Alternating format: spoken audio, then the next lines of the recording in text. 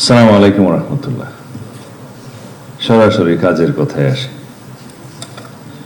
মাননীয় প্রধানমন্ত্রী, বাংলাদেশ পুলিশের অপারেশনাল কার্যক্রম,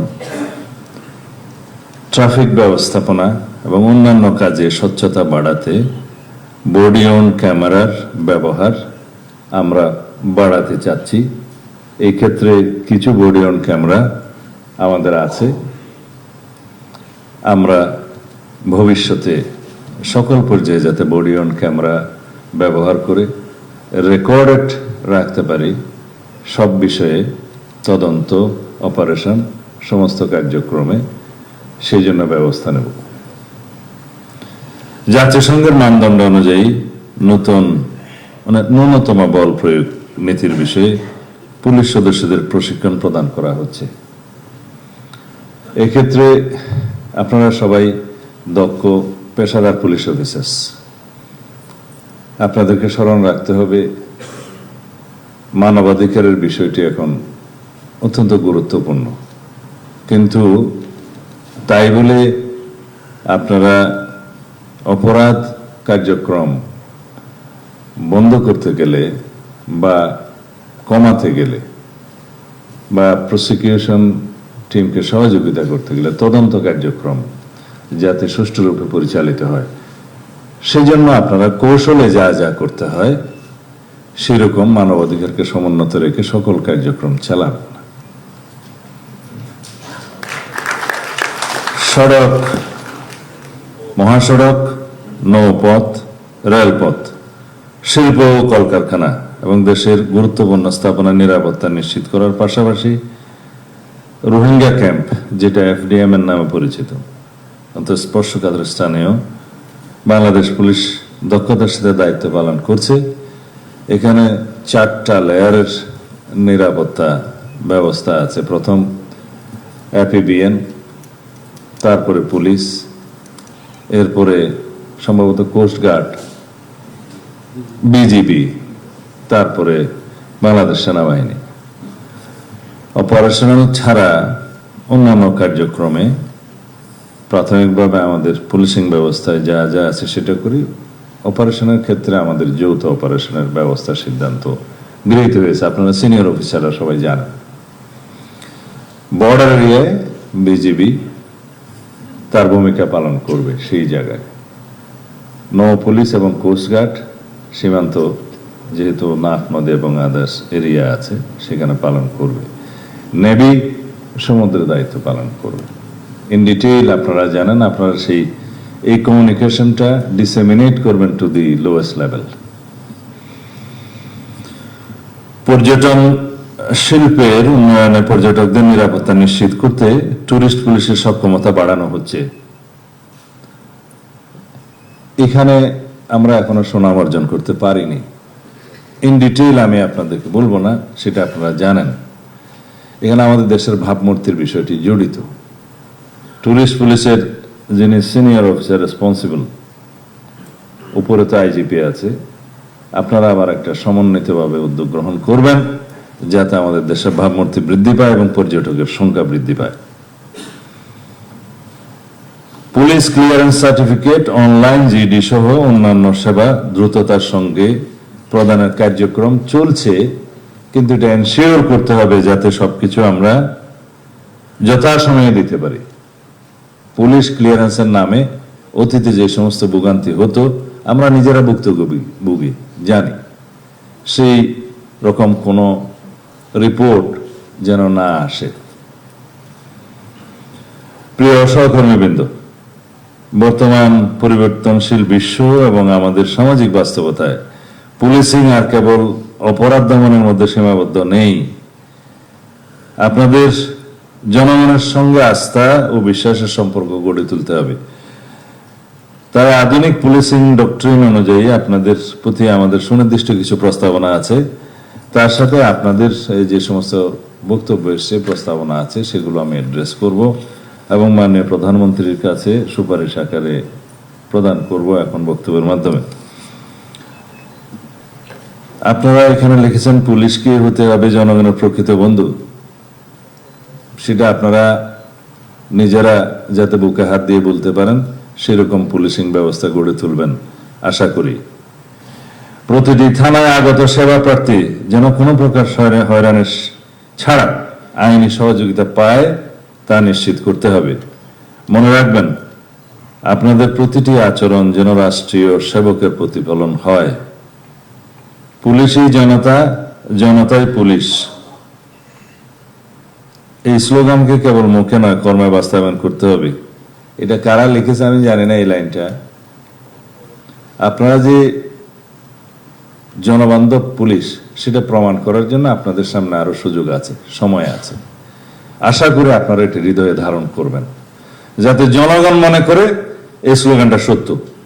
পুলিশই জনতা, জনতাই পুলিশ। যে কোনোভাবে হোক প্রাতিষ্ঠানিকভাবে আমাদেরকে কিছু বিষয়ে বিব্রত হতে হয়েছে, সেটা কাটিয়ে ওঠার জন্য আপনারা যথেষ্ট চেষ্টা করেছেন বিগত 2-2.5 মাসে এই গণতান্ত্রিক সরকারের অধীনে, এবং ভাবমূর্তি আপনারা সমুন্নত করতে পেরেছেন বলে আমরা বিশ্বাস করি। এটাকে আপনারা ধরে রাখবেন। তবে আমার দৃষ্টিতে এটা অ্যাচিভমেন্ট অনেক বাকি আছে, খুশি হওয়ার কোনো কারণ নেই, অনেক বাকি আছে, আপনারা চেষ্টা করবেন। গতানুগতিক পদ্ধতির বাইরে এসে আধুনিক প্রযুক্তি ও সঠিক গোয়েন্দা তথ্য বিশ্লেষণের মাধ্যমে অপরাধের পূর্বানুমান এবং প্রতিরোধ গুরুত্ব দিতে হবে। এখানে আমি বলতে চাই যে আমরা অপরাধ সংঘটিত হওয়ার পর ব্যবস্থা নেই, যেটা রিয়েক্টিভ। অপরাধ সংঘটিত হতে না পারে সেই প্রিভেন্টিং পুলিশিং ব্যবস্থাকে জোর দিতে হবে, যেটা আমাদের এই সরকারের প্রধানতম উদ্দেশ্য। মানে প্রিকশনারি মেজার্স। যদি আমরা রোগী মরিয়া যাইবার পরে ডাক্তার আসিল এই থিওরিতে বিশ্বাস করি, তাহলে ট্রেডিশনাল পুলিশিং ঠিক আছে। যদি বলা হয় যে ডাকাতি হয়ে গেছে এখন পুলিশ যাবে, ট্রেডিশনাল পুলিশিং ব্যবস্থার উপর নির্ভর করতে হবে। সমাজে এমন একটা অবস্থা আমরা কি সৃষ্টি করতে পারি না যে প্রোঅ্যাক্টিভ মেজার্সের মাধ্যমে, যে আমরা আগেই ইন্টেলিজেন্স সাপোর্ট নিয়ে পুলিশ প্রিকশনারি ব্যবস্থা করবে যাতে অপরাধটা সংগঠিত না হতে পারে। সেই জন্য আমরা ওয়েল ইকুইপড করব। আপনাদের এই প্রস্তাবগুলো আমি একটু পরে বলবো। অপারেশনাল কার্যক্রম পরিচালনায়, সেটা আমি বলেছি, আন্তর্জাতিক মানদণ্ড মানবাধিকার। বর্তমান যুগে অপরাধের বড় একটি অংশ ডিজিটাল প্ল্যাটফর্মে স্থানান্তরিত হয়েছে। সাইবার অপরাধ, গুজব এবং অপপ্রচার রোধে আপনাদের প্রযুক্তিগত সক্ষমতা বাড়াতে হবে। এখানেই আমি কথা বলবো। ডেটা অ্যানালিটিক্স এবং ডিজিটাল ফরেন্সিকের সর্বোচ্চ ব্যবহারের মাধ্যমে অপরাধীদের শনাক্ত করতে হবে। এই লক্ষ্যে উন্নত বিশেষায়িত প্রশিক্ষণের জন্য যারা প্রস্তাব করেছেন, সিলেট ও বরিশাল বিভাগে 2টি পুলিশ ট্রেনিং সেন্টার এবং চট্টগ্রামে বিশেষায়িত প্রশিক্ষণ প্রতিষ্ঠান স্থাপন করা, সে বিষয়ে আমি একটু পরে কথা বলবো। ব্যক্তিগত সততা এবং প্রাতিষ্ঠানিক স্বচ্ছতার কোনো বিকল্প নেই। দুর্নীতির বিরুদ্ধে আমাদের জিরো টলারেন্স নীতি বজায় রাখতে হবে। বাহিনীর শৃঙ্খলার সাথে কোনো আপোষ করা হবে না। আপনাদের প্রতিটি পদক্ষেপ যেন বাহিনীর ভাবমূর্তি উজ্জ্বল করে, সেদিকে সজাগ দৃষ্টি রাখতে হবে। চেইন অফ কমান্ড যারা ব্রেক করবেন তাদের বিরুদ্ধে আমি মন্ত্রণালয়ে যোগদান করার পরের দিনেই মেসেজ দিয়েছি, তাদের বিরুদ্ধে মেজার্স নেওয়া হবে। চেইন অফ কমান্ড আপনারা বজায় রাখবেন, ডিসিপ্লিন বজায় রাখবেন। যে কোনো দুর্নীতির অভিযোগ আমরা তো as per rule disciplinary action নেব, কিন্তু আপনাদের সবাইকে স্মরণ করিয়ে দিতে চাই, আপনাদের প্রতিষ্ঠান হিসেবে এটাকে আমরা এমন একটা অবস্থায় নিতে চাই যেখানে আমরা দুর্নীতিকে কোনোভাবেই প্রশ্রয় দেব না।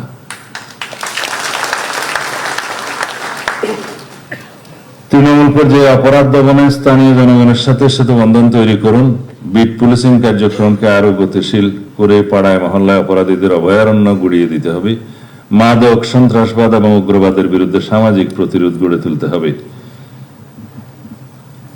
এবার আমি আপনাদের দাবি দেওয়া সংক্রান্ত এবং আমাদের এই প্রতিষ্ঠানকে একটি বিশ্বমানের প্রতিষ্ঠান হিসেবে গড়ে তোলার জন্য যা যা কিছু আমাদের প্রয়োজন এবং বর্তমানের বিশ্বের সাথে পাল্লা দিয়ে যে যে বিষয়গুলো অ্যাড্রেস করা প্রয়োজন সেই বিষয়গুলো আমি মাননীয় প্রধানমন্ত্রীর সামনে উপস্থাপন করছি।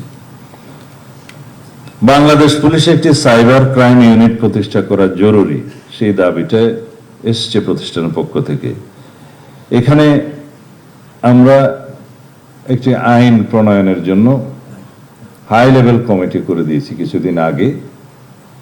তারা একটা লেজিসলেশন সাজেস্ট করবেন যেখানে এই cyber crime, social media, visual মিডিয়ার অপব্যবহার এবং যেটা বলা হয় মিস ইনফরমেশন এবং ডিসইনফরমেশন স্প্রেডিং এর মাধ্যমে যে অপরাধটা হচ্ছে সেটা অ্যাড্রেস করা, সাথে সাথে এই সাইবার ক্রাইম সংক্রান্ত অন্যান্য যে সমস্ত অপরাধগুলো আছে সেটা অ্যাড্রেস করার ক্ষেত্রে এবং পিউনিটিভ মেজার্স নেওয়ার ক্ষেত্রে আমরা কি লেজিসলেশনটা আনতে পারি। বিদ্যমান সাইবার অ্যাক্ট যেহেতু অনেক বেশি সমালোচিত হয়েছে এবং বর্তমানে যেটা আছে তাতে করে আমরা যেখানেই যাকে চালান দিচ্ছি এটা বেইলেবল হয়ে যাচ্ছে। তার সাথে ফিনান্সিয়াল ইন্টেলিজেন্স ইউনিটের যে বিএফআইউর যে কাজটা সিআইডি করে থাকে, নিজস্বভাবে করে থাকে, মানি লন্ডারিং এর ক্ষেত্রে করে থাকে, বাংলাদেশ ব্যাংকের ফিনান্সিয়াল ইন্টেলিজেন্স ইউনিটের সাথে সংযুক্তভাবে করে থাকে। সিনিয়র অফিসাররা নিশ্চয়ই এগুলো বুঝতে পারছেন যারা ডিল করছেন, সিআইডি সহ আদার্স। সেগুলো সমন্বিত করে আমাদের একটা আইন প্রণয়ন করা দরকার। বাংলাদেশে যা হয়, একটা অপরাধ সংগঠিত হয়েছে, একটা আলাদা আইন হয়। একটা শিশু দর্শন হয়ে গেছে, একটা আলাদা ধারা হয়েছে এবং একটা কোর্টও প্রতিষ্ঠা করা হয়েছে। এখন সেই কোর্টের কোনো কাজ নেই। প্রত্যেক ডিস্ট্রিক্টে একটা সেই মর্যাদার একটা কোর্ট এস্টাবলিশড হয়েছে, অফিসাররা পদায়ন হয়েছে, তার সাথে যে রেভিনিউ এক্সপেন্ডিচার আছে সেটা কেউ চিন্তা করে নেই। এবং কোর্ট এস্টাবলিশ করতে গেলে সেরেস্তাদার থেকে শুরু করে কোর্ট পর্যন্ত অনেকগুলো পদের সৃষ্টি আছে, সেগুলো রেভিনিউ এক্সপেন্ডিচার আছে, তার নিরাপত্তার ভারটা আমাদের দেখতে হয়, হাউজিং এর ব্যবস্থা আছে, এরকম আলাদা আলাদা আইন, আলাদা আলাদা কোর্ট, আলাদা আলাদা হয়ে যাচ্ছে। সেই জন্য আমাদেরকে সমন্বিতভাবে এক জায়গায় যাতে আমরা অ্যাড্রেস করতে পারি সেই লেজিসলেশন এবং সেই প্রতিষ্ঠানটা গড়ে তুলতে হবে। সেটার জন্য মাননীয় প্রধানমন্ত্রী আমি প্রস্তাব করছি আমরা আলাদা একটি cyber security unit, crime unit আমরা এস্টাবলিশ করতে চাই। সেই জায়গায় প্রয়োজনে একজন অ্যাডিশনাল আইজিপি লেভেলের কর্মকর্তা হেড করবেন এবং সেই অর্গানাইজেশনটা সেভাবে থাকবে। এটা যুগের দাবি এবং বর্তমান বিশ্বে সাইবার ক্রাইমের জন্য, ফিনান্সিয়াল ক্রাইমের জন্য, ফিনান্সিয়াল ইন্টেলিজেন্সের জন্য এবং টেলিকমিউনিকেশনের ক্ষেত্রে এগুলো ইন্টারসেপশনের জন্য সরকারি পর্যায়ে যে প্রতিষ্ঠানগুলো আছে সেখানে আমরা এই টিমকে প্রশিক্ষণ দিতে পারি। ইতিমধ্যে কয়েকটি দেশের সাথে আমার কথা হয়েছে। সুতরাং যদি আপনি অনুমোদন করেন তাহলে আমরা সেই দিকে যাব ইনশাআল্লাহ, with legislation, with organization, with a motive. দ্বিতীয় হচ্ছে বাংলাদেশ পুলিশের জন্য প্রশিক্ষণ একাডেমি আমরা গতকালকে মানে প্রধানমন্ত্রী সম্মতি দিয়েছেন, জঙ্গল সলিমপুরে আমরা দুইটা বড় একাডেমি করতেছি। একটা এলিট ফোর্সের জন্য, কারণ র্যাবের নামটা রাখা যাবে কি যাবে না সে ডিসিশন পরে। র্যাবের জন্য আলাদা লেজিসলেশন করার জন্য আমরা ইতিমধ্যে অনেক দূরে এগিয়ে গিয়েছি, রিপোর্টটা আমার বরাবর আসবে। কারণ একটা র্যাব ফোর্স রেইজ করা হয়েছে মানে প্রধানমন্ত্রী, এটা কিভাবে ফাংশন হয়েছে আমি মন্ত্রণালয়ে যাওয়ার পর দেখলাম এর জন্য আলাদা কোনো আইন নাই। আর্ম পুলিশ ব্যাটালিয়নের একটা নির্দিষ্ট ধারার অধীনে র্যাব কাজ করে। সেই প্রতিষ্ঠানটা একটা এলিট ফোর্স হিসেবে যদি আমরা রাখতে চাই, যে নামে হোক, with all equipments and logistic, man power আর যা কিছু আছে, ইন্টেলিজেন্স সাপোর্ট, সব কিছু যদি আমরা সেখানে শিফট করতে চাই, সেই এলিট ফোর্সের জন্য একটা আলাদা লেজিসলেশন দরকার। সেখানে তাদের অথরিটি থাকবে, রেসপন্সিবিলিটি থাকবে, সাথে সাথে অ্যাকাউন্টেবিলিটি এবং ট্রান্সপারেন্সি এনশিওর করতে হবে। এই চারটা এমবডিড করে সেই আলাদা লেজিসলেশনটা আগামী 2-1 মাসের মধ্যে আশা করি ফাইনালাইজ করতে পারবো। তখন সেটা এলিট ফোর্স রেইজ করবে। এখন অ্যাডক ভিত্তিতে এই সমস্ত প্রতিষ্ঠান কিভাবে 10-12 বছর চলেছে বা আরো বেশি চলেছে আমি জানি না।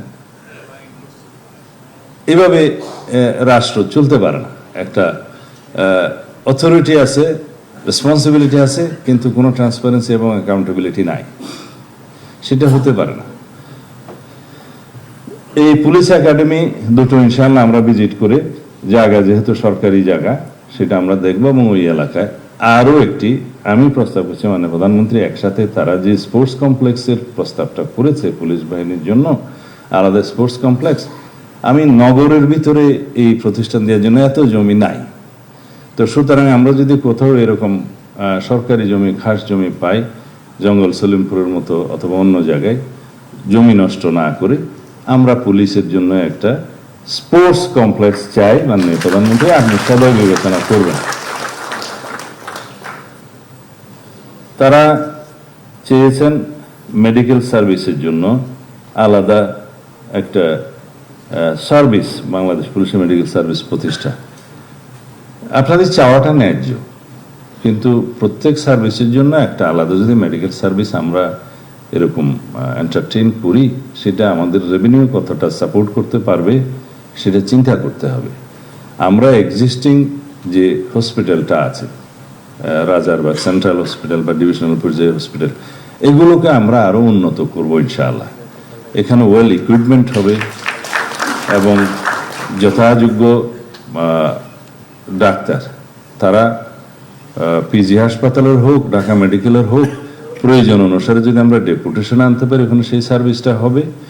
দরকার হলো আপনাদের চিকিৎসা সেবা, নাকি আপনাদের দরকার তো চিকিৎসা সেবা, সেই চিকিৎসা সেবাটা এনশিওর করার জন্য মাননীয় প্রধানমন্ত্রী ইতিমধ্যে বড় বড় কিছু প্রাইভেট হসপিটালের সাথে চুক্তি সম্পাদনের জন্য নির্দেশনা দিয়েছেন স্বাস্থ্য মন্ত্রণালয়কে। আমরা সেই সেবাটা ওখান থেকেও নিতে পারবো। যদি চিকিৎসা সেবাই আমাদের দরকার হয়, কারো ক্যান্সার, কারো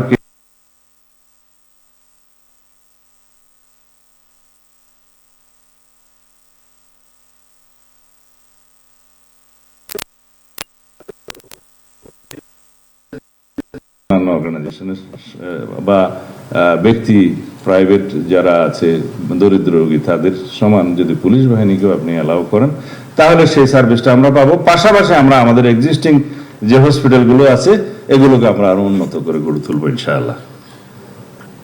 এখন তো তাইলে হলো না,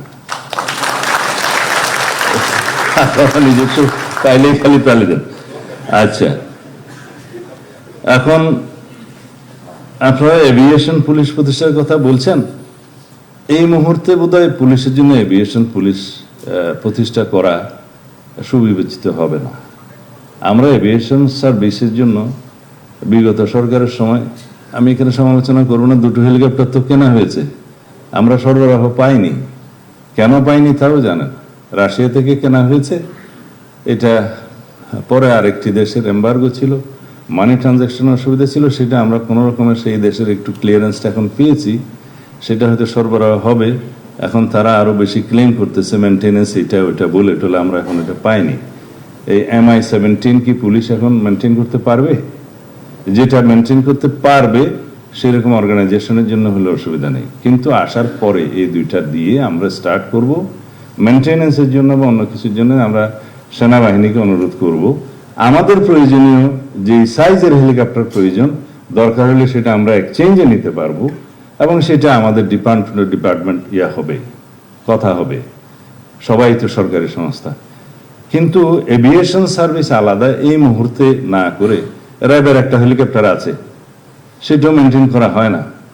আমি রাজশাহী যাওয়ার সময় সেই র্যাবের হেলিকপ্টারে ওই সময় উঠতে স্বচ্ছন্দ বোধ করি নাই। বিজিবিতে দুইটা হেলিকপ্টার আছে, স্বরাষ্ট্র মন্ত্রণালয় অর্গানাইজেশন, একটা সবসময় মেনটেনেন্সে থাকে, আর একটা বসে গেছে। তা আমরা সেগুলো রেজ করতে হবে, বেশি দরকার কার। তো সেই হিসাবে মানে প্রেস্টিজ হিসেবে একটা অর্গানাইজেশনের যদি হেলিকপ্টার চান তো ঠিক আছে, কিন্তু র্যাবের একটা আছে, বিজিবির দুইটা আছে, বিজিবির আরো দরকার, আমরা সেগুলো রিপ্লেস করতে পারিনি। এভিয়েশন সার্ভিস ইনশাআল্লাহ কোনো এক সময় গঠিত হবে, যদি আপনারা আপনাদের সেই টেস্টে উত্তীর্ণ হন ইনশাআল্লাহ। আপনারা দূতাবাসে অফিসার নিয়োগের ক্ষেত্রে যে প্রস্তাব দিয়েছিল, দেখছি খুব বেশি তালে দিয়েছে, এবং বিদেশে পোস্টিং এর জন্য বিভিন্ন জায়গায় এটা জরুরি আছে, কিন্তু এটার একটা আমাদের সমন্বিত আলোচনার প্রয়োজন আছে বিভিন্ন ডিপার্টমেন্টের সাথে, ফরেন মিনিস্ট্রির সাথে, এস্টাবলিশমেন্ট মিনিস্ট্রির সাথে, দুদকের সাথে, লেবার মিনিস্ট্রির সাথে, আরো অন্যান্য অর্গানাইজেশন আছে, আমি ডিফেন্সের কথা বললাম না। সবাই তো চাইবেন আমাদের প্রয়োজন অনুসারে যদি ডেপুটেশনে সেরকম কোনো কর্মকর্তা কোনো নির্দিষ্ট দেশে পাঠাতে হয়, আমরা পাঠাচ্ছি তো। পাসপোর্টের জন্য আমরা টিম পাঠাচ্ছি না? স্পেনে পাঠাইনি, আমরা হোম মিনিস্ট্রির অধীনে পাঠাইনি, সৌদি আরবে পাঠাইনি, বা দুবাইতেও পাঠাতে হবে বা পাঠাইছি সম্ভবত। অ্যাজ অ্যান্ড হোয়েন নেসেসারি আমরা স্বরাষ্ট্র মন্ত্রণালয়ের অধীনে সেরকম টিম পাঠিয়ে থাকি। যদি পার্মানেন্ট এরকম পোস্ট ক্রিয়েট করতে হবে, ডেপুটেশনে দিতে হয়, সেটার রেভিনিউ এক্সপেন্ডিচার কি হবে, নতুন রেভিনিউ স্ট্রাকচার করতে হবে কিনা, এস্টাবলিশমেন্টের অনুমতি নিতে হবে কিনা ইত্যাদি অনেক পরীক্ষা নিরীক্ষান্তে আশা করি সেটা আমরা পরে বিবেচনা করব। একদম হতাশ করছি না।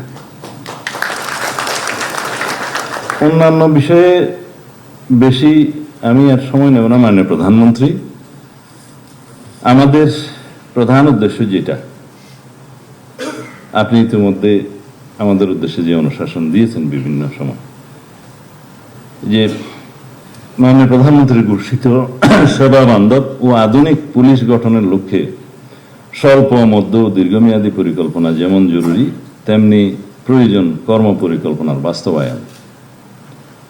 আমি আশা করি স্বরাষ্ট্র মন্ত্রণালয়, বাংলাদেশ পুলিশ যৌথভাবে সমন্বিত কর্মসূচি গ্রহণের মাধ্যমে মাননীয় প্রধানমন্ত্রীর অভীষ্ট লক্ষ্য অর্জনে মেধা, দক্ষতা ও নিষ্ঠার সাথে দ্রুত কার্যক্রম গ্রহণ করবে। এটা কি আপনারা জেনে বুঝে দিয়েছেন? না হলে আমি যতক্ষণ থাকবো সেটা অ্যাকাউন্টেবিলিটি কিন্তু আপনাদের কাছ থেকে নেব। আমাদের 31 দফা, তার ভিত্তিতে নির্বাচনী ইশতেহার বাস্তবায়নটা আমাদের জন্য চ্যালেঞ্জ। মাননীয় প্রধানমন্ত্রী বিভিন্ন কর্মসূচি হাতে নিয়েছেন, এগুলো সুষ্ঠুভাবে বাস্তবায়নের জন্য প্রথম দরকার হলো দেশের আইন শৃঙ্খলা পরিস্থিতিকে সমুন্নত রাখা।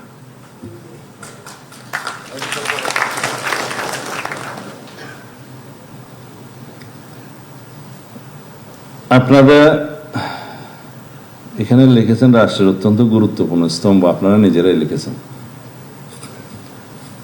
আপনারা স্টেট অর্গানাইজেশন, স্তম্ভ হিসাবে যে কয়েকটি স্তম্ভের উপরে দেশের স্থিতিশীলতাটা বজায় থাকে, রক্ষা হয়, তার মধ্যে প্রধানতম স্তম্ভ হচ্ছে আইন শৃঙ্খলার স্তম্ভটা।